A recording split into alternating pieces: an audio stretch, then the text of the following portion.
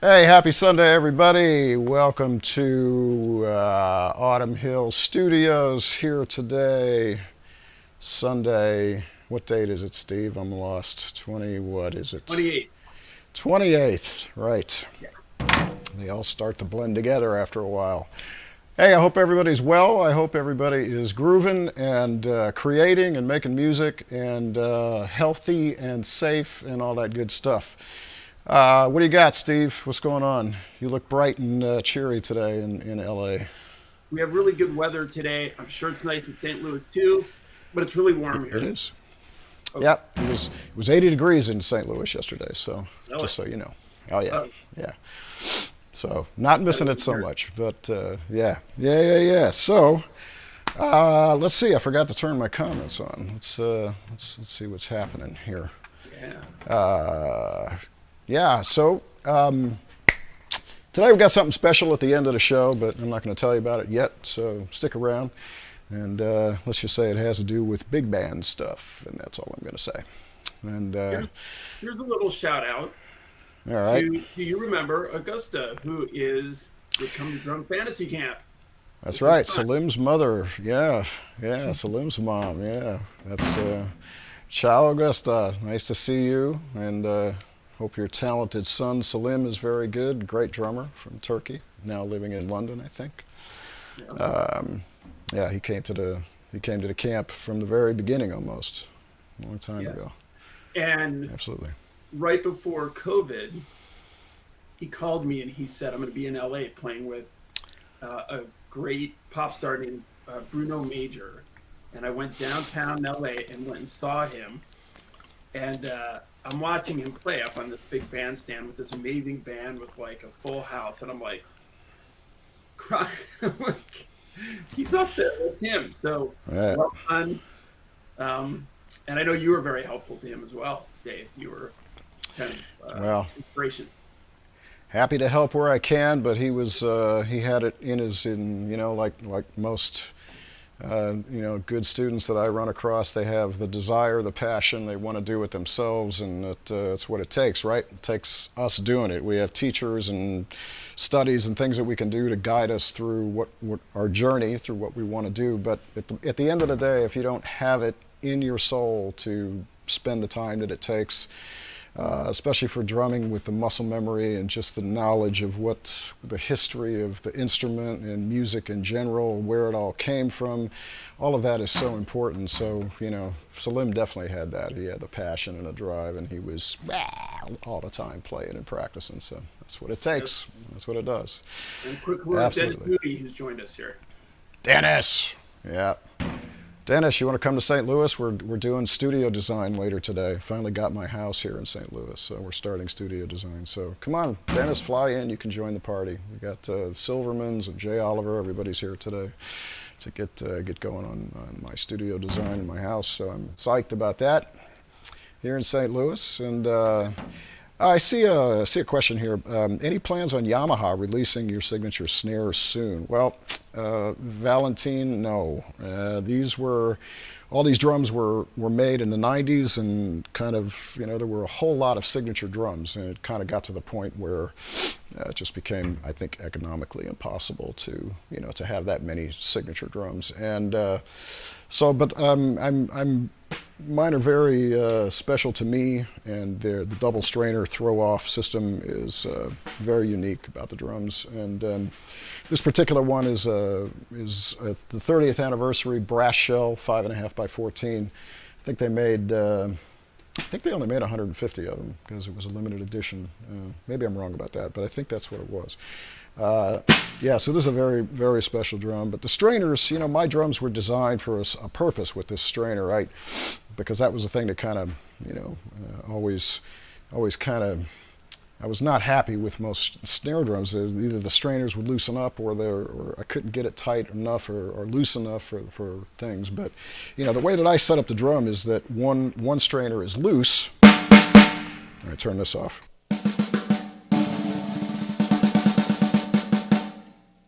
Which is not so precise and not articulate, but the idea of that strainer, that second one that I have on now, is for the buzz of the snares, right? So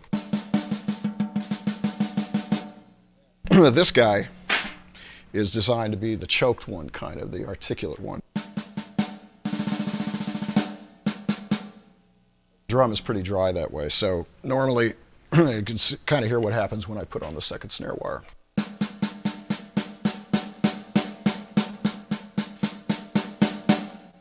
So I kind of get that nice snare buzz around the articulate, I don't want to say choked because it's not really choked, but it's the tighter snare strainer.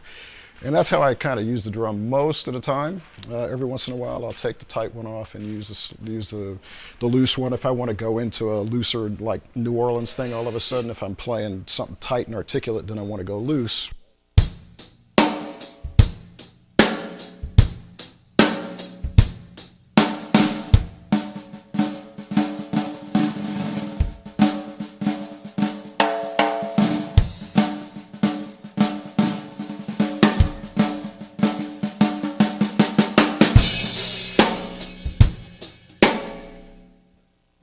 Right, so I kind of have two snare effects in one drum, so that was the other reason. But yeah, they were very special. I wish they still made them, but they don't. They're out there on the used market every once in a while, but because we made some other ones, aluminum shell, a couple of different versions of the wood maple shells. So yeah, special drum, but unfortunately, not today, not these days.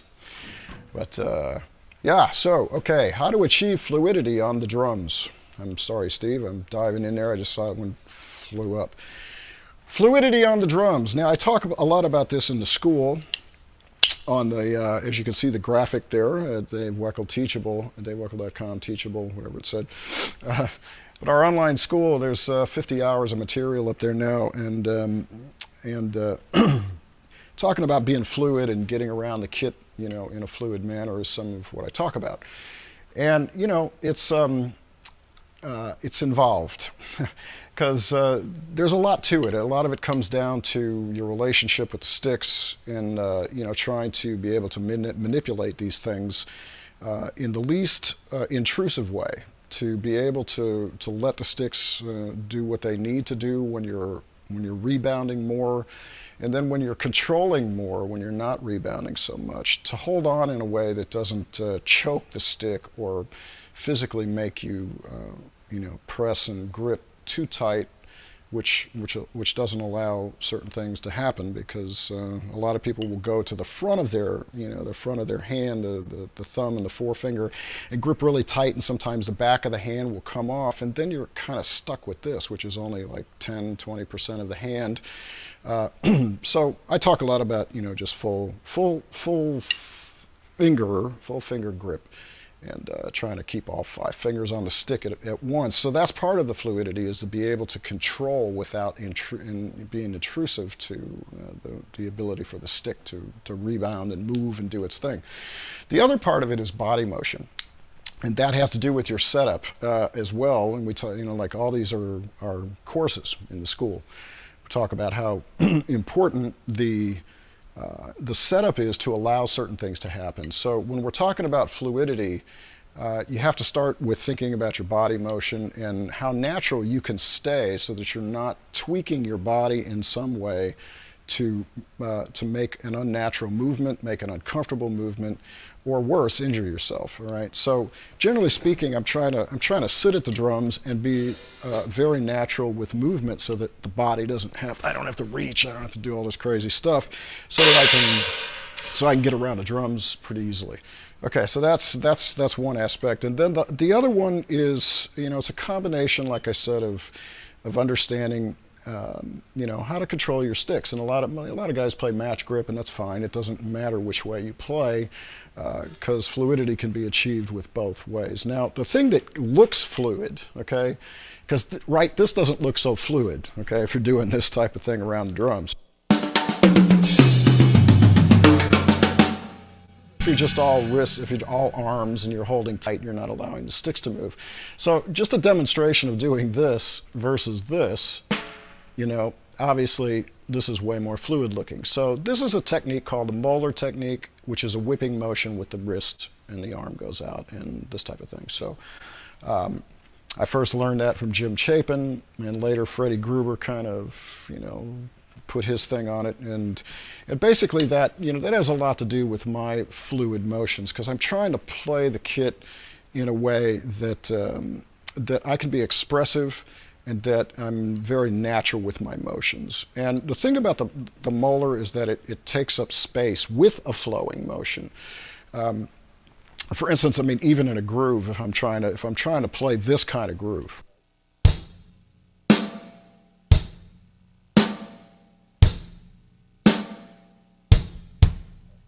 I mean, obviously, maybe we wouldn't play that groove so much, but a slow groove like this is a good example, because if I'm not moving in a way that takes up all that space between the notes, then I have to count. I have to think, you know, da da da da da da da da da, and it's kind of like you're aiming for a bullseye. You know, it's like, am I going to hit the quarter note or not? So one of Freddie's teachings was this whole molar thing that allowed the space to happen with this flow. So, you know, it becomes, I'll do the stiff, you know, counting one first, and then I'll do the molar one, right? So.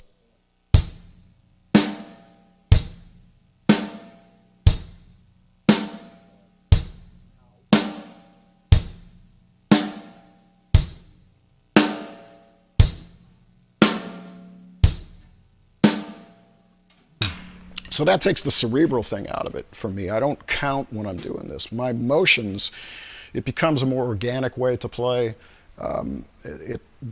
You have the opportunity to make the beats wider, fatten them out a little bit, make the, you know, because you dictate where those notes are going to fall depending on how much space and how much motion you use. But the whole thing is that it's very consistent and it's flowing. So that's kind of where the fluidity comes. And anytime I'm doing an accent stroke, I'll use the molar.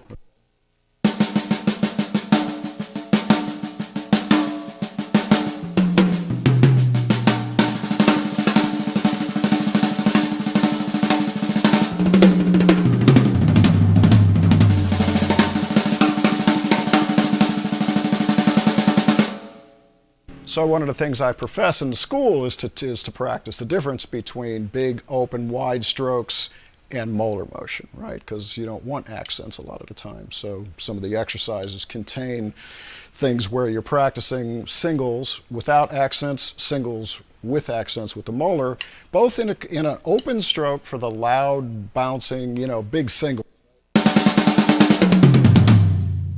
and controlled for playing very soft, which means there is no bounce really. Everything stays more controlled in the hand, so it's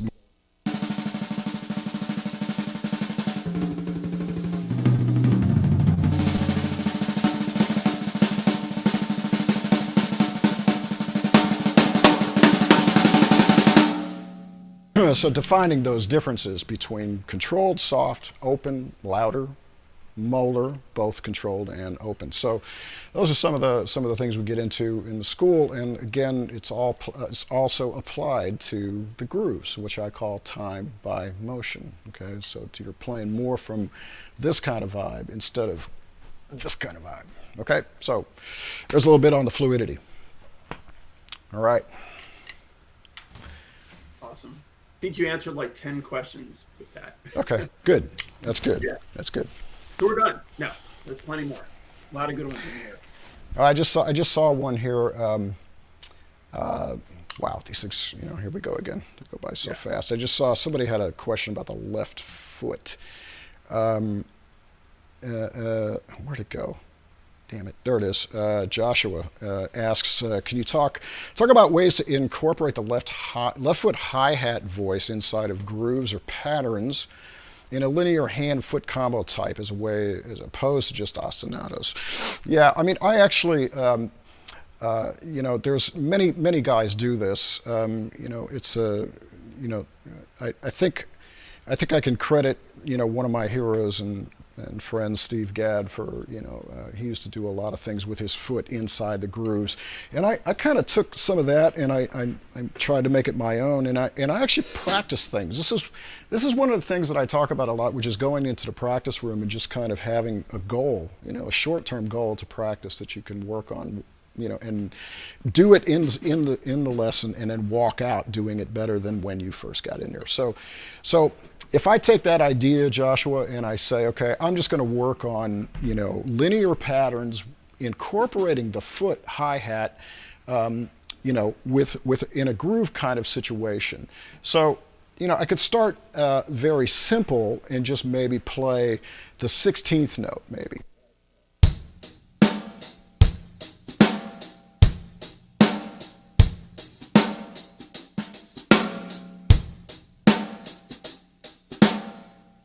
In this instance, it's more like a triplet because I'm kind of phrasing, I'm kind of swinging it. But there's also just, practicing the linear aspect. And I do this with all the drums a lot. I like to do this. You put on a click, a metronome, and and you try to keep this in time, and you just kind of randomly play the left foot. So between 16th note patterns, and just practice linear stuff. So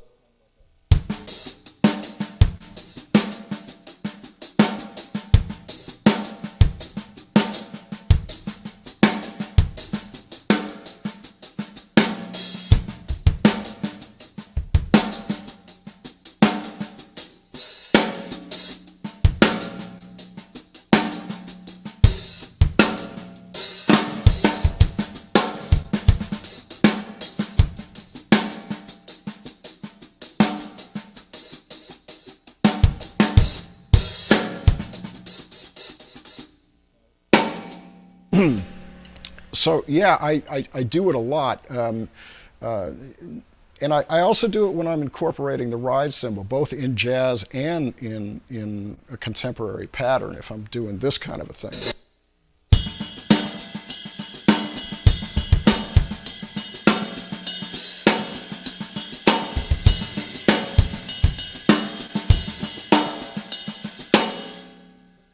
Or in a swing thing, where I'll incorporate more of the triplet.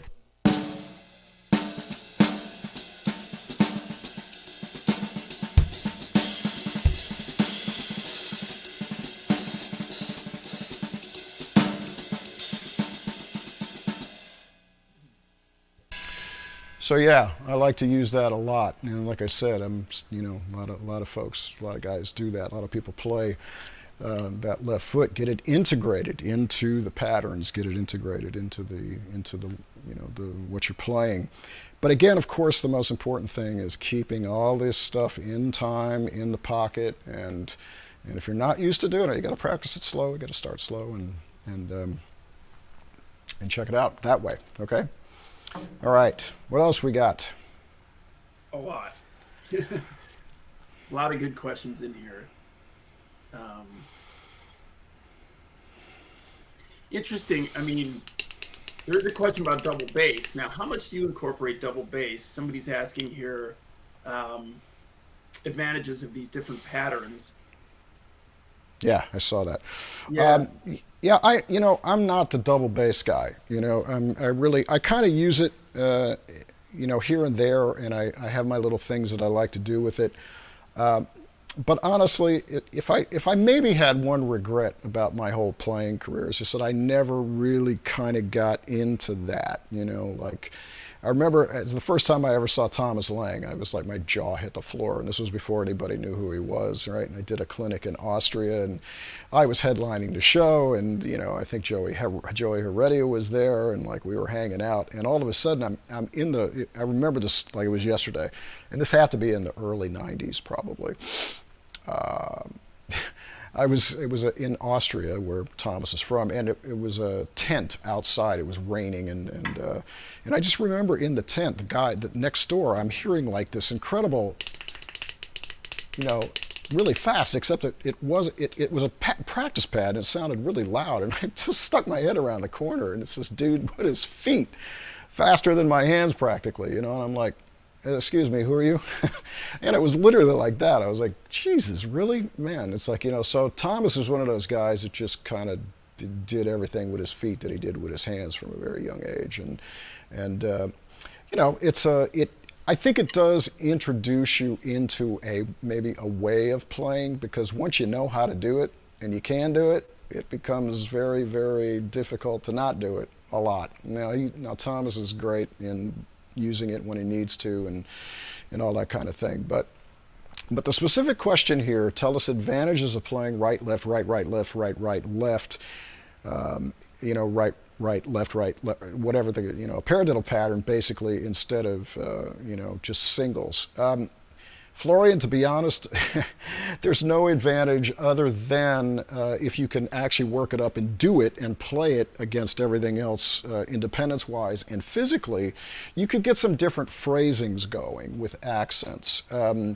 Not that you couldn't do that with just straight singles, but I know for me, like one of the things that I use a lot is I'll do one left and two rights a lot of the times. And I'm sorry I don't have my foot cam set up today because I've got other things to show you later. But maybe you can kind of see here, and not really. But with the feet, I'll do like this.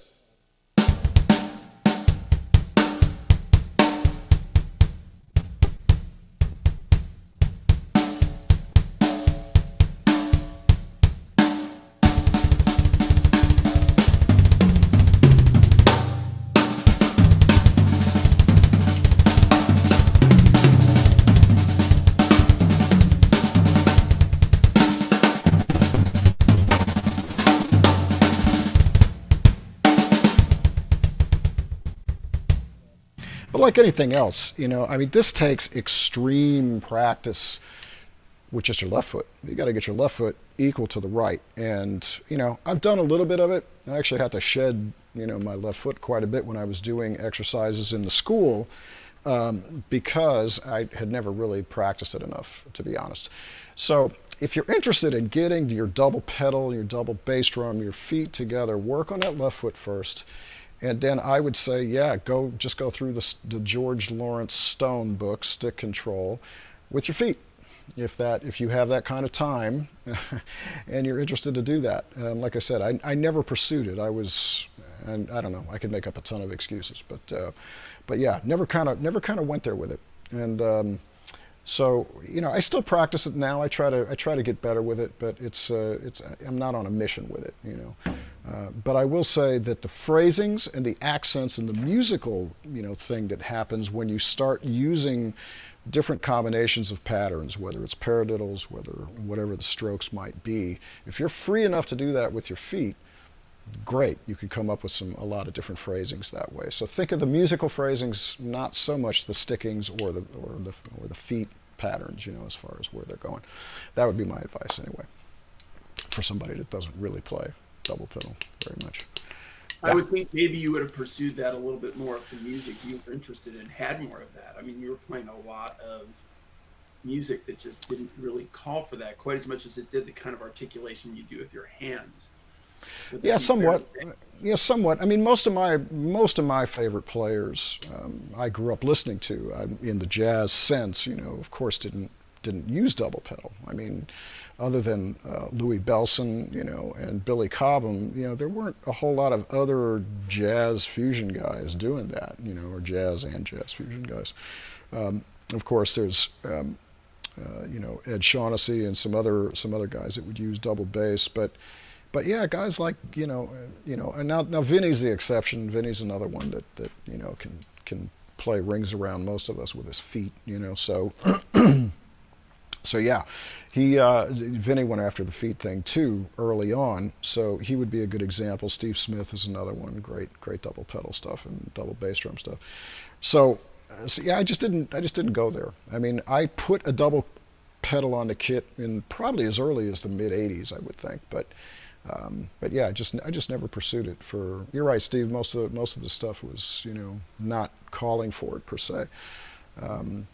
But I think a lot of the thing today is with a lot of the players, some of my friends like Chris Coleman, for example, a lot of the gospel guys, they don't use double pedals. They only got one pedal, and they're like killing it with one. So I still say get your right foot together, make it happen with one foot, and then that's kind of how I use it. I use the left for things that I just cannot do with one pedal. And that's where that kind of triple stroke comes in, or just powerful, singles or doubles that I want to do with two pedals. So yeah, that's a double pedal thing. All right, moving on. Yes. What else you got? Well, I had one here for you. You're right. They go Yes, by so. Jojo Meyer kills it with one pedal. Absolutely, He my buddy. does. Yeah. Um, Well, here's sort of a related thing. Have you tried other pedals other than Yamaha? Of course, you're a Yamaha guy completely. I mean, what are the benefits of the Yamaha pedal that you use? well, I still use their last model, which is the 9500C, which stands for chain. But I swap out the chain for the strap, the nylon strap that's included in the pedal package. It's less shock on the body, on my leg. I had arthroscopic surgery when I was in my 30s, and from an old football injury when I was a kid. So it was getting to the point where it was really the shock into my knee and my leg I was kind of getting hypersensitive to that. So yeah, so I basically, I just saw another question. I got distracted here. Now I forgot what the heck I was saying. Wow. I shouldn't look at these questions. I'm like, yeah, what the heck was I talking about, Steve? Your knee and you had Wow. surgery on your knee. Yeah, senior moment, excuse me. Yeah, I couldn't play chains, or I couldn't play pedals that were resistant and hard feeling, if I hit the surface. Also, the tuning of the bass drum, the muffling has a lot to do with that. If you really pack it tight and you're using a thick head, that's a lot more shock into the leg because the drum just doesn't respond. So I try to keep my drums open to a certain degree, so that there's some flexibility and rebound there. But the 9500C with the strap is what I use, and I love these pedals. They're great. The new ones they make are awesome. They feel like incredible, but they're just too strong for me. I'm kind of a light, small guy for the most part, and for double strokes they're a little bit difficult for me to play. But I still love these older ones, man, and they're great. And they're not that old. I think they're still making them as a new product as well. So, but yeah. I want to ask you a question because you cover this in the school and it's something I didn't realize. You play heel up, but heel up doesn't mean heel up.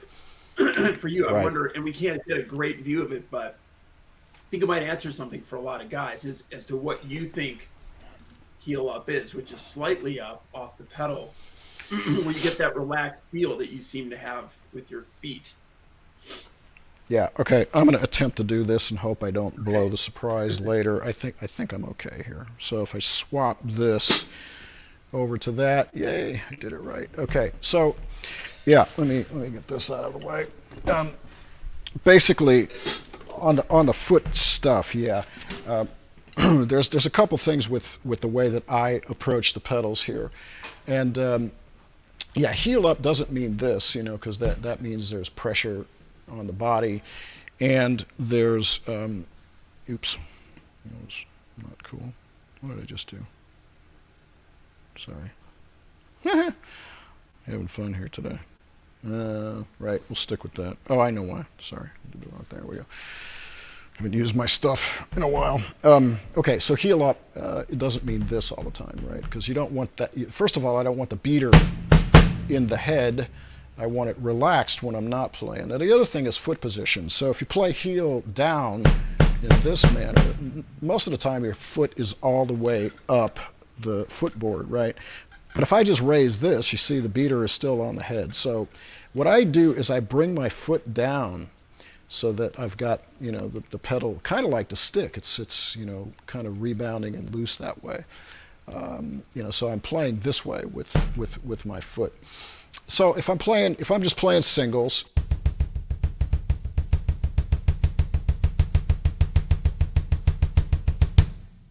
if I'm playing a groove,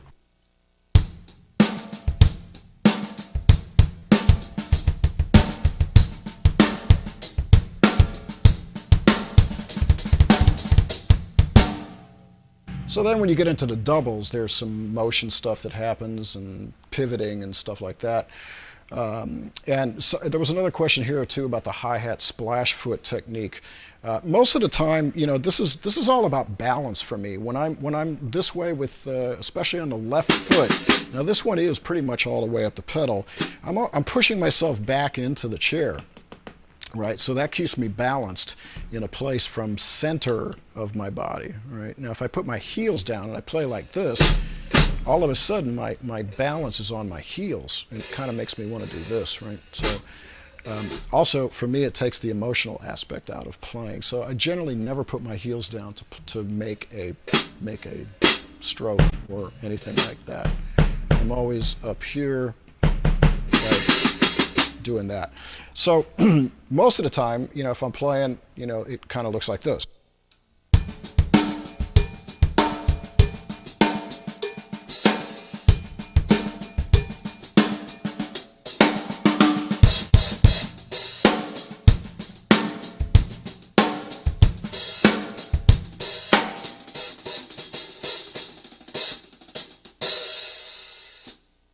All right, so the splash, that's basically what I do. I basically just slam my heel on the ground, but the motion with the leg is the same, okay? I'm just not going here, I'm going there, right?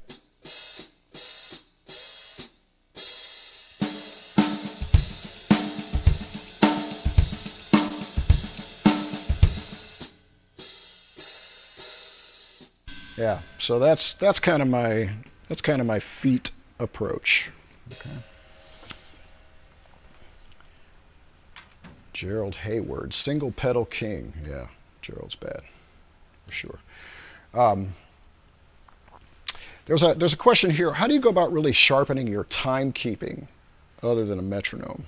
Well, first of all, in my opinion, you gotta train your body and your mind to react to metronomic time. You have to understand what that is, because it's really easy for us to fluctuate, especially if you're trying to be cerebral with it.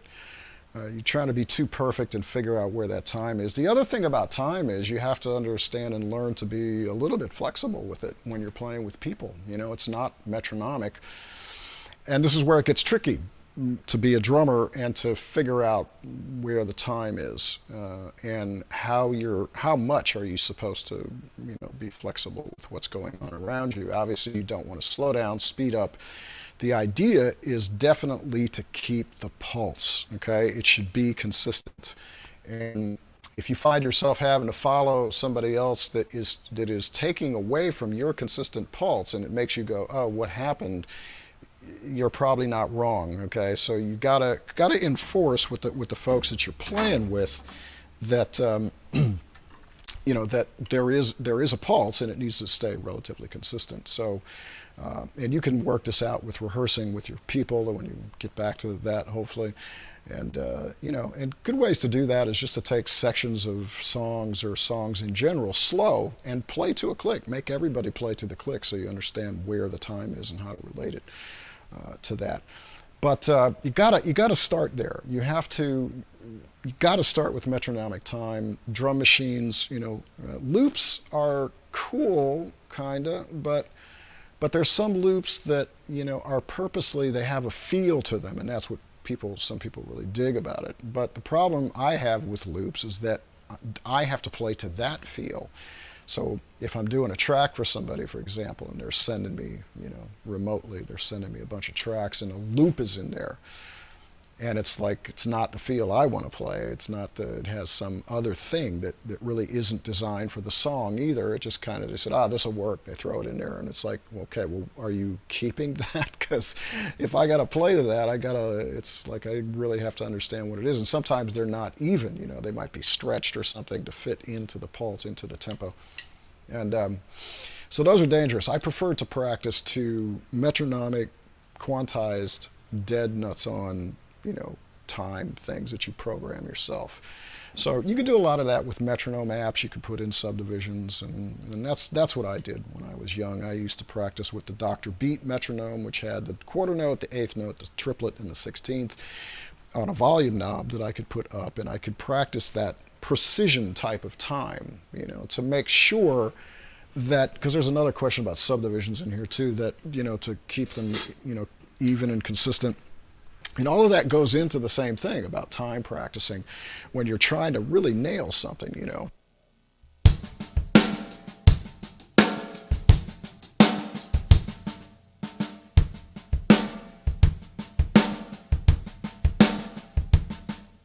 So certain things you'll notice, and this is one good thing where systems and books like The New Breed, Gary Chester, are very good to help you identify problems like this, is that especially with the traditional grip, the problem with it sometimes, especially if you're using molar, is that you come up and you're all of a sudden you're on the tip of the stick, right?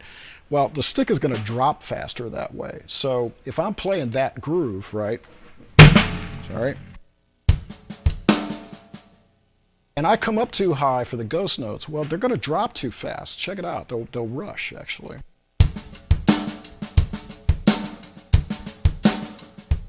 The groove gets unsteady, it doesn't feel right. So I have to tell myself, okay, keep the hand down, let the stick bounce a little more so that there's more space in between those doubles, right?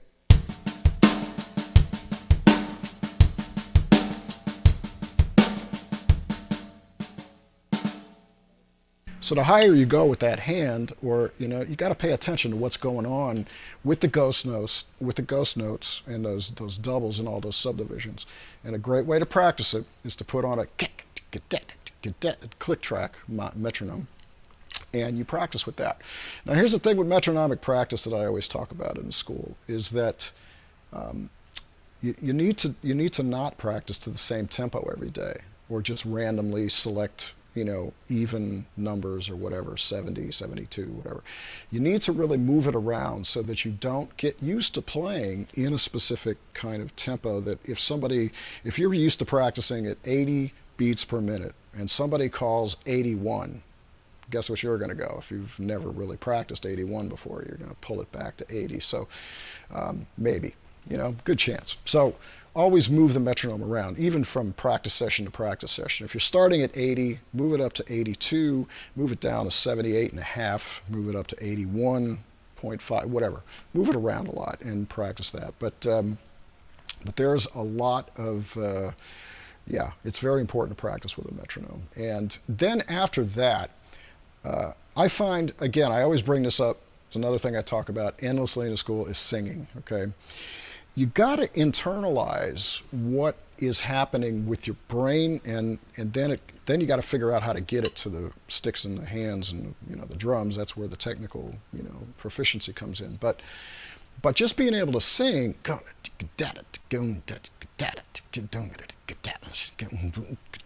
able to sing those things precision wise, and then you notice what I'm doing, right? I'm always moving. Okay, just remember, time and drumming and music is about the dance. It's about the feel. It's about that. Sometimes the time is loose and it's supposed to feel like that, and sometimes it's just, really precise and it gives you that feeling, right? So you're talking about a feel. You're talking about that consistency. That you've got to be able to do this no matter what, right? You got to be able to, as Freddie says, if you can't shake your head and your butt to it, it don't mean anything. So he's got a point, if it's not swinging, and it doesn't have that, it's like kind of missing it for me anyway. So so practice singing anytime music comes on, and you're not being socially unacceptable.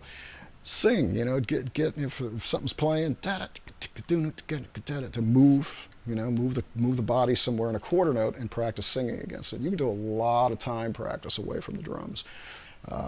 So you just, you got to be the music all the time if this is what you want to do, So, and even if it's not for a profession, if it's for fun, you just, you get better at it if you internalize and you sing those subdivisions. Yeah. So that's that. Get some water. What else, Steve? What else you got? Well, I saw a comment here. It went by so quickly I can't find it, but if somebody asked me if you've been asked to play on any gospel records because you're just very you're a big inspiration to some of the gospel drummers. And it's funny because we did a class with Aaron Spears, and he must have spent 2 or 3 minutes talking about your influence on him. And I know Chris Coleman has said that before. So there's the question. Have you ever been asked to play on that kind of record? Or at least, what do you think it is maybe about your playing that influences some of those guys who are incredible players in their own right? Well, I mean, it's very kind of anybody to say that, of course. I don't know. I think it was just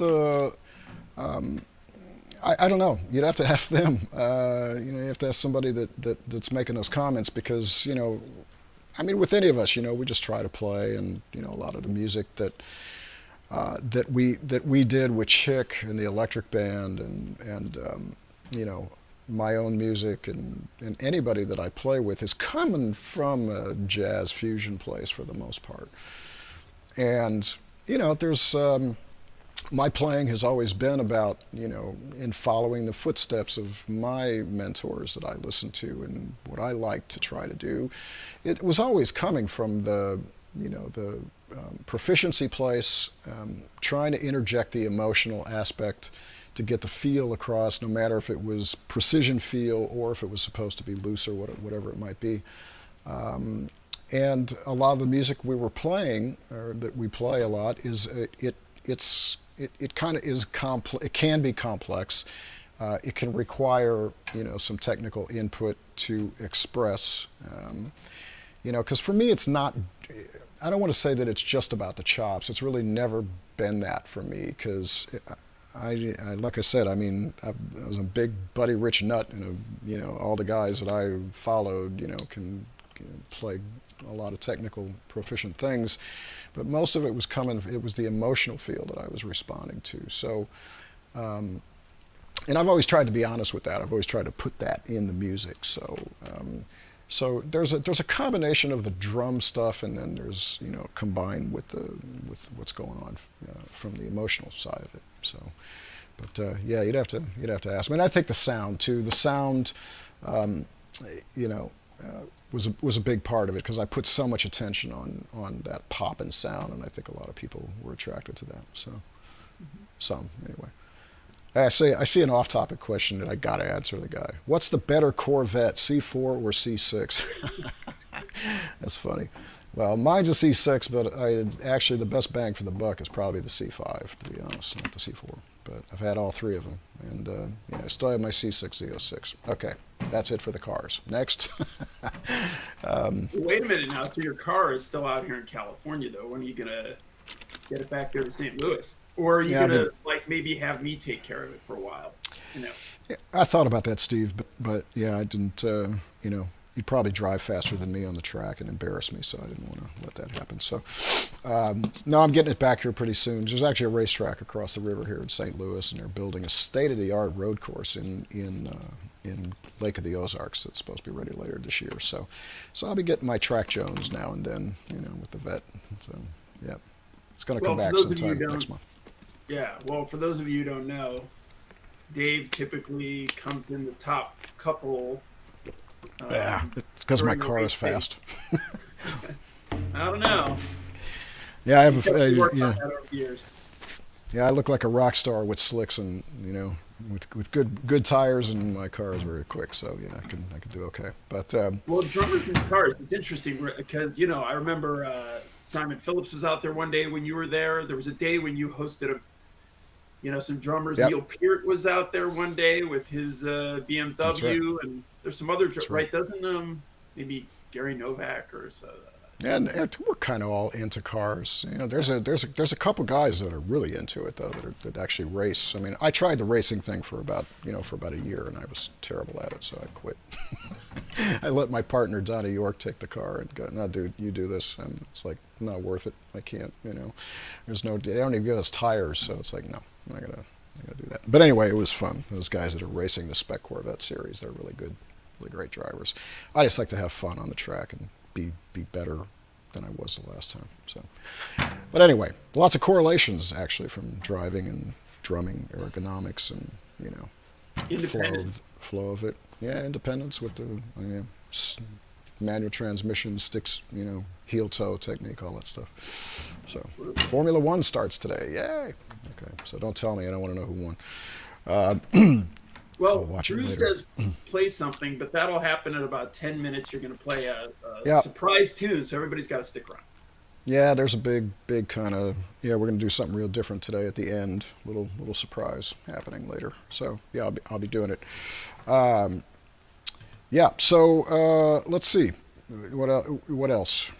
Um, How about here's if you don't have one there. Uh-oh, wait, it just went away. um, it was relating to how you work with drum techs, like when you're on the road. Do you have a drum tech? I'll find it. But how do you interact with drum techs when you're on the road? Do you have a personal guy or girl with you helping you out, or how does that work? well, basically, it's the drum tech. Needs to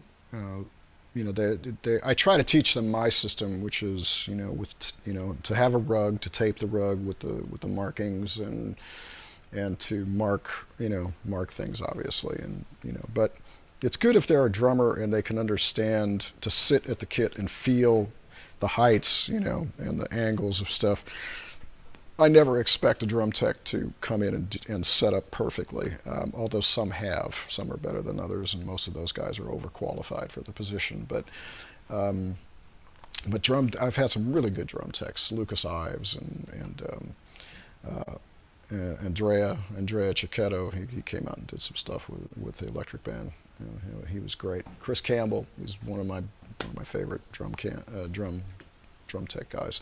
A lot of great drum techs that I've worked with, and they're very helpful to get set up. Bilo, my guy Bilo in Italy, he's great too.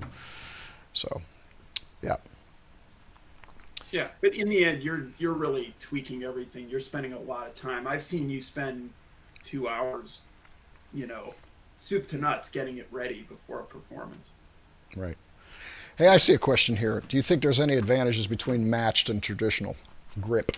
Well, I don't. There was a time when I spent some time developing match grip. I don't maintain it anymore. It's other than just when I'm doing lessons, I try to get it moving for stuff. But uh, you know, I'll tell you this: I'm not sure about advantages or disadvantages. If I was starting with a beginner, I would not teach them this grip, to be honest, unless they absolutely wanted to learn it. Because this is it's going back to the marching days and then the old jazz days, and that type of thing when the drums were hanging off the body and it was like this. So when you try to put that on a drum set, if you watch old videos with Gene Krupa and Buddy Rich and all the jazz guys, there's usually a pretty good slant on the snare drum that kind of goes along with this positioning, right? And that's all fine and good. It's because the thing I love about traditional grip is the touch, getting up on the tip.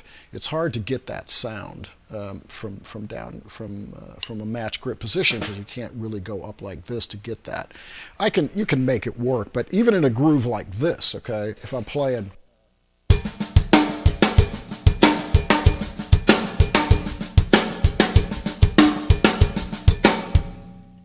As opposed to this way,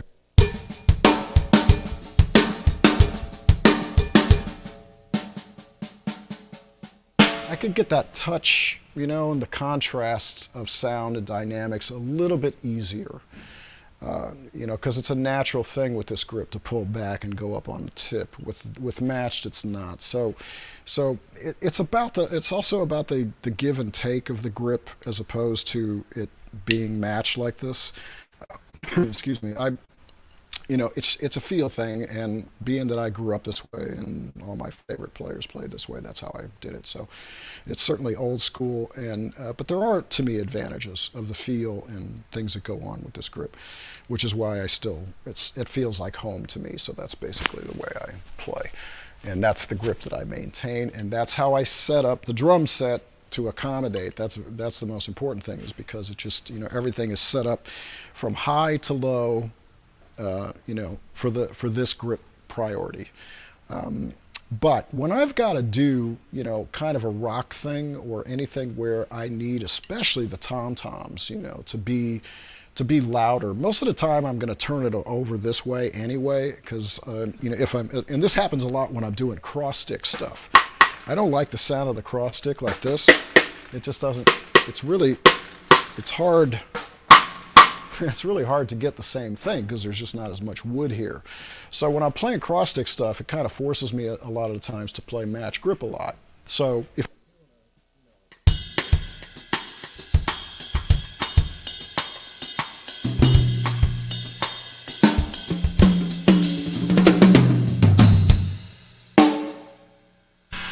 and a lot of times in shows, I'll turn it over, especially with heavier things like with Mike Stern, for example, if we're playing an encore tune and my left hand is kind of fried from playing and from playing backbeats, I'll just turn it over and play this way. Sometimes I'll play open-handed too. I'll just use the left.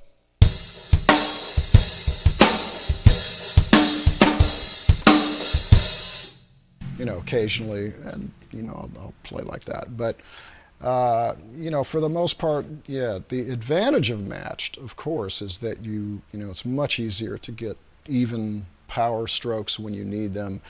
And it's hard on the body to get the louder stuff, because especially for the snare, I always have to compromise. It's got a little bit of an angle going this way, but to get the backbeats, this position doesn't work. I have to go to the cradle position, which is kind of up this way with the hand, and that gives me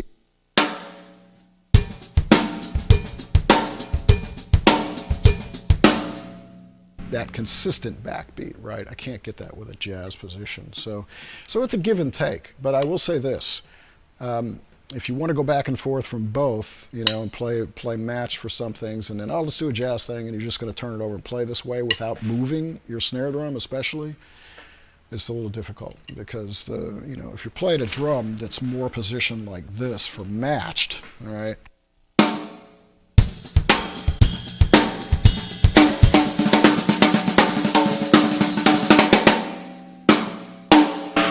And then I want to turn it over and play traditional. Well, now all of a sudden I'm way out of position. To get a backbeat, I got to go way down here, so it just doesn't work.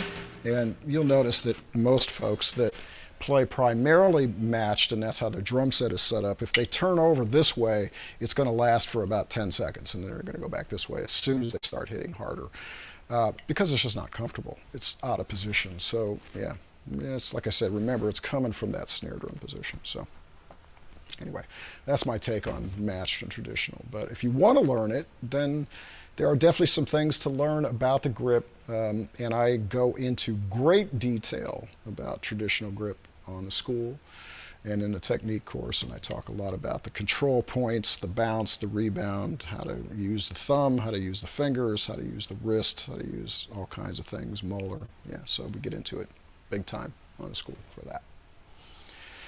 What else you got?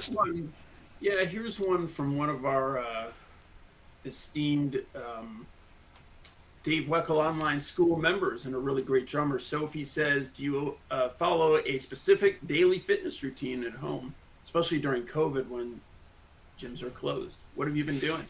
Yeah, hi Sophie. Yeah, great player in the school, absolutely.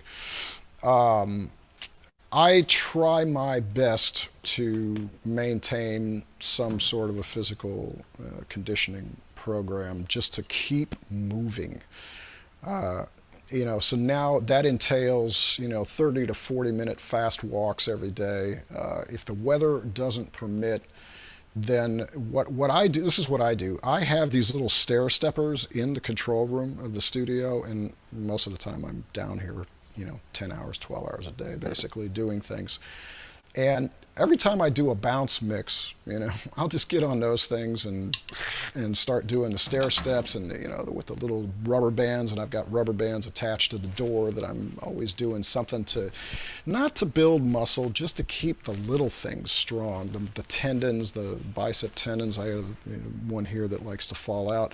So if I'm not doing these little exercises with the rubber bands, this thing really starts getting bad. So you can't let your body fall apart. You know what I mean? It's like, this is, we're only given one of these. So if you let it go and you don't take care of it inside and out, everything's going to be more difficult. So yeah, the walking, I try to do my sit-ups every morning to try to keep the core strong.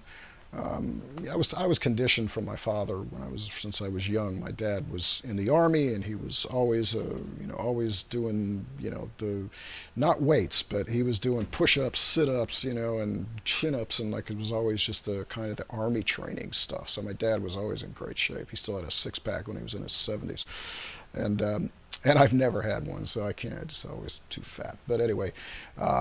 So I try to maintain that because it helps me do what I want to do here better, right? I don't get out of breath. I don't, it's not an effort. It's, I want to keep it as easy as possible. Plus everything else in life works better too. So yeah, so that's it. I think just move, just getting moving, walking fast. If you can run, if you got the legs, do it. I know Steve Gadd, I think he still runs, so it's great. But yeah, move and watch your diet. Take care of the body. We only get one. All right, very important.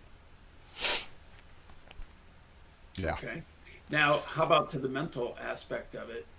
This is something actually watching you before shows, you know, getting mentally prepared. You seem completely relaxed and almost like, just let's start, let's just go. But what does go through your mind before a show, preparation wise? Yeah, being prepared is the most important thing.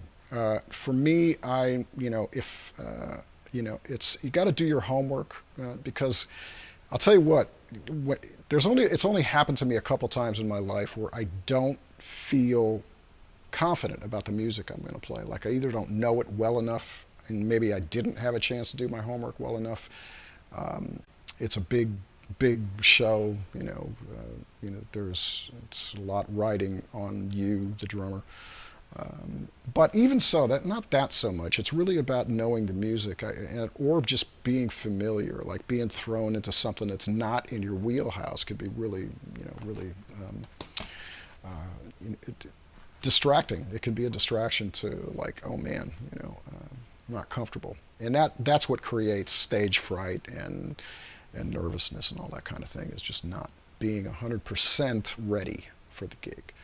And then it also comes down to being ready and warmed up so that I don't want to go cold on stage without moving things. So I'm always doing before the show, 30 minutes before the show, I've got sticks in my hands, even if it's just on my leg. I'm doing singles, I'm doing doubles, I'm doing, any kind of thing. If I have time, I'll even put on some tunes. I used to put on the Buddy Rich, like,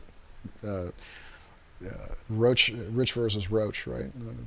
That whole thing when it was just I would just go through the all the trading eights, try to remember and play both of their solo parts, just for warm up, and then I just put on other music, and play to that, so you get some tempo stuff to play to, and then stretching. Stretching is really important to stretch out, the bottom. Here is what I do. The top, I still do an old drum corps stretch that stretches the tops of the forearms, legs. I just do kind of things I do if I'm gonna run or whatever, walk, just to get the body warm, get blood circulating. Okay. A lot of the times I'll run hot water over my hands just to get blood circulating, and then if I'm in trouble, if I'm sore after the gig, I will always ice it. Put ice on the hands and do that type of stuff. Not that I have those problems a lot, but sometimes I'm fatigued, and with age, everything starts wearing out, so you got to take care of it. So the ice helps, the heat helps to get the blood circulating. Yeah, so that's it. I just get comfortable and relaxed, and if I know we've done a good sound check and I'm ready and the music is ready, and it's like, okay, let's rock.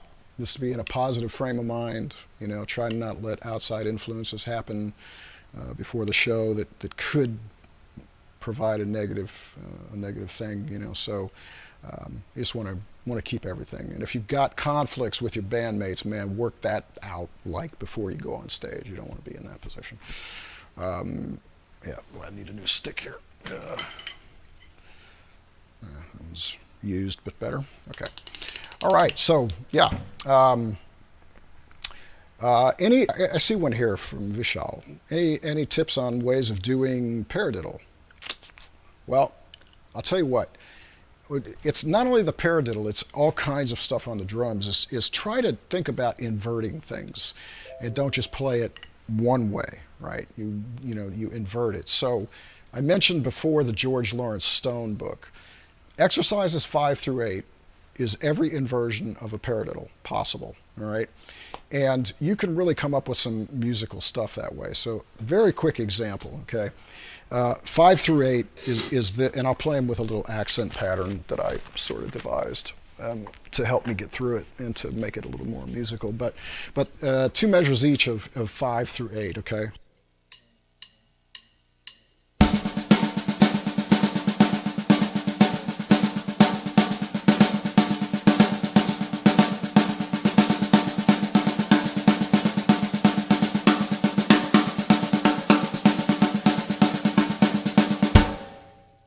So that's 5 through 8. I could do the same thing on the hi-hat and the snare drum, right?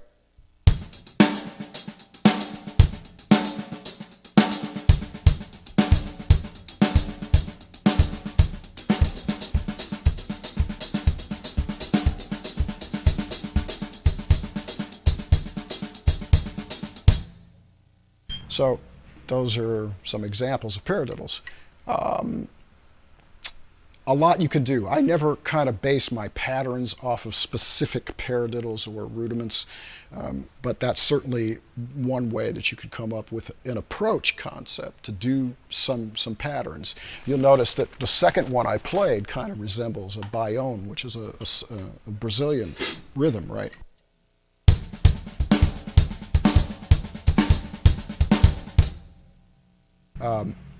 For those of you that are big Steve Gadd lovers like I am, I think it's the third one. Steve actually plays that on a Chick Corea tune, and I think it's called Sicily, if I'm not mistaken, but he reverses the hands. Instead of playing the right up here, he puts the right down here. So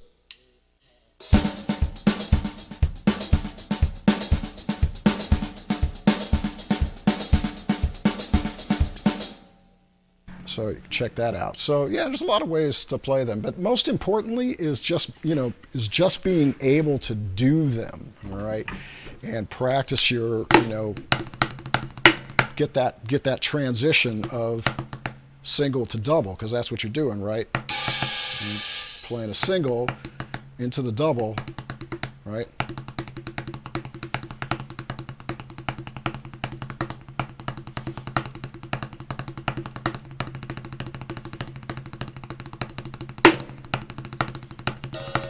Okay, single, double paradiddles, all that kind of thing, with the accents without.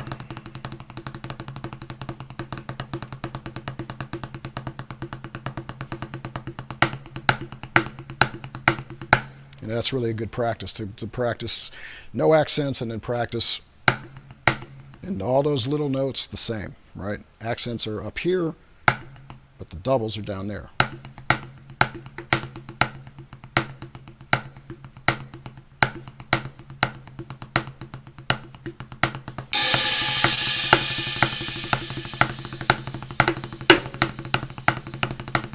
Okay, so there's some paradiddles for you. And then you can also invert things. You can start the accents later, and inverting, like I said, is a good way, right? Right? Stop hitting the cymbal. Okay, I could put it on the 16th note, right? Okay, you can invert it and displace it. So a lot of ways to practice the paradiddle, but the most important thing is getting the technical aspect of the single and the double, right? And get them even, right? No accents, and then accents where you want. All right, Steve, I think it's time to do this thing here. Yeah, we like I said, we got this special thing today, and it took a little bit of a setup to do, and I got a process I'm going to have to go through here to get over to the next room. So bear with me for a minute. I do want to say before I go over there, because once I'm over there, I won't be so much on camera very close. So I want to thank everybody for coming out and hanging. Please come in and check out the school, and you know, continue to be safe and healthy, and you know, practice, practice, practice. Play when you can, and make good music, and keep it positive. All right. So Steve, maybe I'm gonna enter on my phone here for a second. And then we can do this little switch, and I'll be back in a minute, right? Sounds good. All right, in a minute.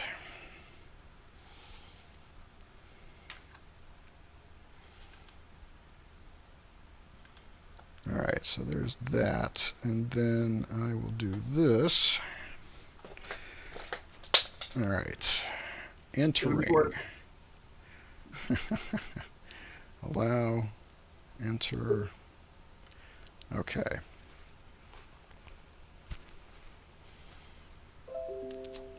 All right, you got me? I got you. You're in there. All right. So you've got my other camera off. It still says I'm in backstage. Is this not Yep, I'll correct? let you in 1 sec when you're over there. No, well, let me in now, because I've got to change the camera in, and you got to take the other camera off of there. Okay. Are we Not seeing it yet. not seeing me yet? It's because I don't have Wi-Fi. I just want to make sure you've got the other camera off. That's what I need to make sure you've got off. You got the other camera off there, Steve? I am. Yeah.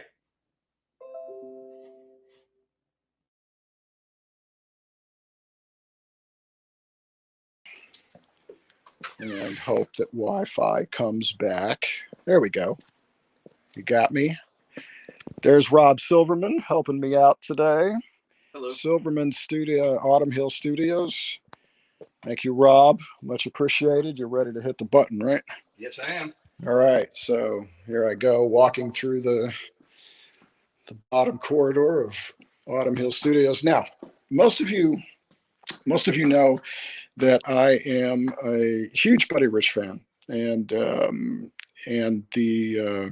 back in 1978, my father somehow managed to find this drum set that was supposedly off of Buddy's bus in one of his kits, and you know, I really haven't seen the kit since I left for New York in 1979. So my friend and first teacher, Bob Matheny, kept the kit for me and kind of found some stands to restore it. Kept it in lovely condition. And I want to give a shout out to Kathy Rich, you know, and Greg Potter for keeping Buddy's spirit alive and keeping the band alive. Please go visit their website at buddyrichband.com. TheBuddyRichBand.com, I think. You'll find it. That's their new website.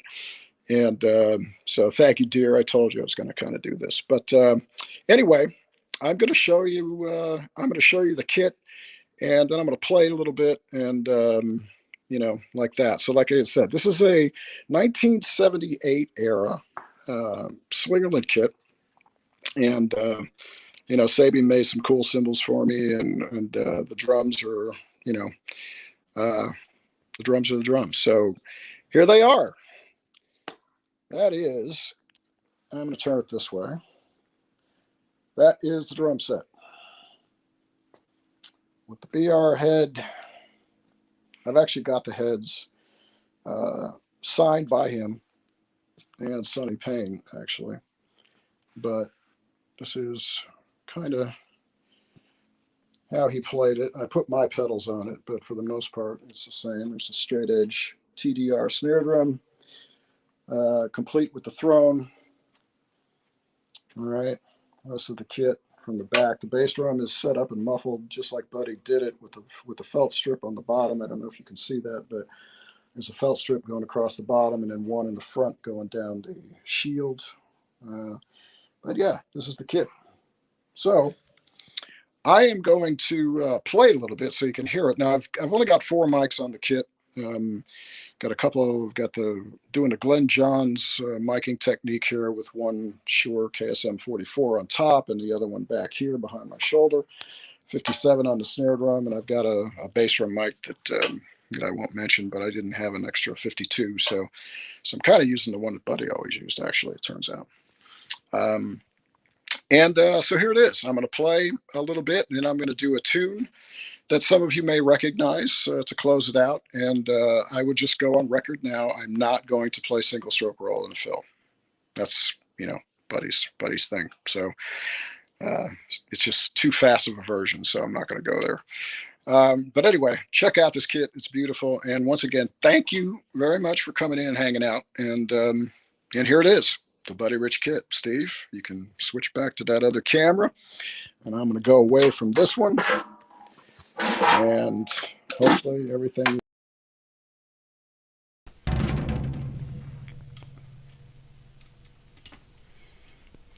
Okay, I am up and running here. Steve, you there? Can I hear you? I'm here. We'll just switch it back to that other angle. Okay. So they can All see right. the Buddy kit. Oh, it would help if I had sticks. Well, I'll use these and hope I don't drop one because I don't have an extra one.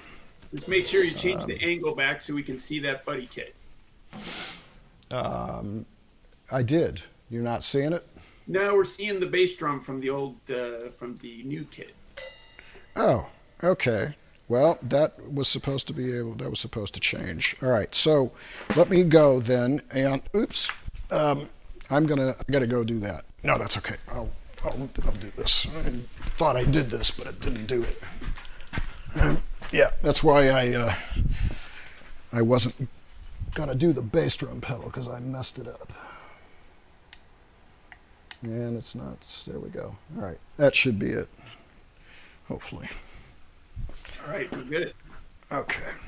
Let me grab these sticks while I'm here. Sorry about this, guys. Technical stuff is always fun, but you can marvel at the drum set in the meantime. So we kind of have to do a little bit of a rig setup here. I have to put the camera outside. Hi. Okay, I'm coming back. Got an extra pair of sticks as well. And hopefully you're seeing what you're supposed to see at this point. All right. Here we go. Always something, as they say. Okay. All right. Are we good, Steve? Hello? We're good. Maybe we Are we wanna good? take out maybe the vocal mic, I think. Yeah, just making sure that you've got you got everything. Okay, we're on that camera, right? Yep, looks good. All right, here we go.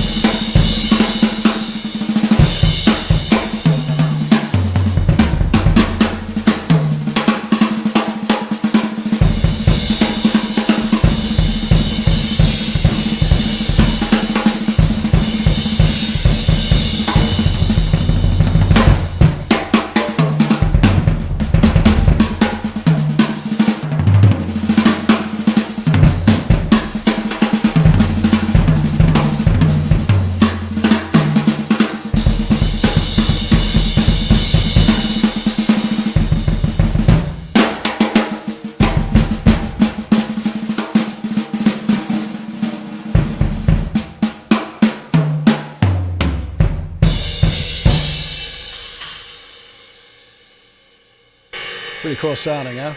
Man, unbelievable. 24-inch bass drum by 14, 13, 16, 16, 5.5 by 14. All right, so I'm going to give this tune a shot, and we'll see what happens. All right? Thanks again for coming. Rob, hit it!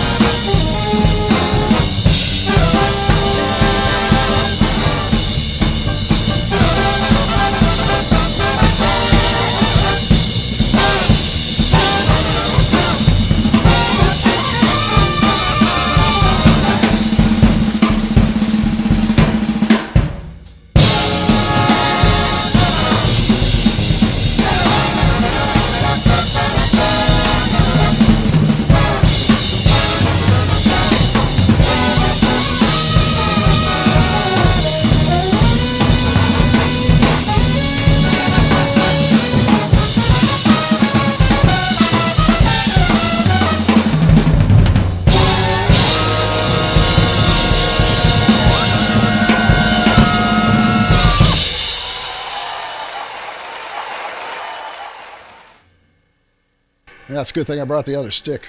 All right, everybody, there it is. Buddy Rich, Love for Sale, and little treat playing his kit. Awesome. Thanks very much. See you next time. Be well.